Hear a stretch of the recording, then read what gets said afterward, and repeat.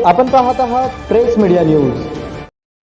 महसूल मंत्री चंद्रशेखर बावनकुळे यांचा इशारा। कुळ कायद्याचे उल्लंघन करून घेतलेल्या शेतजमिनींवर कारवाई, नियमबाह्य जमीन व्यवहारांची होणार चौकशी। महसूल मंत्री चंद्रशेखर बावनकुळे यांनी पत्रकार परिषदेत महाराष्ट्रातील शेतजमिनींच्या नियमबाह्य खरेदी आणि विक्रीबाबत कठोर भूमिका जाहीर केली आहे। कुळ कायद्याचे उल्लंघन करून घेतलेल्या शेतजमिनींची चौकशी करण्यात येईल आणि कायद्यानुसार आवश्यक ती कारवाई केली जाईल, असे त्यांनी स्पष्ट केले आहे।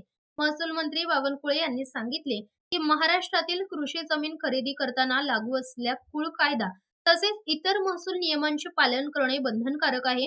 नियमबाह्य पद्धतीने शेतजमिनींची खरेदी झाल्याचे आढळल्यास अशा प्रकरणांची सखोल चौकशी करण्यात येईल। कायद्यांचे उल्लंघन सिद्ध झाल्यास संबंधित जमिनींबाबत कायद्यानुसार पुढील कारवाई करण्यात येईल।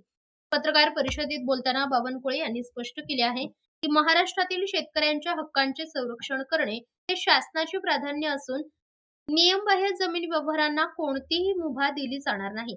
महसूल विभाग अशा व्यवहारांची तपासणी करून दोषी आढळणाऱ्यांविरुद्ध कठोर कारवाई करेल, असेही त्यांनी सांगितले आहे।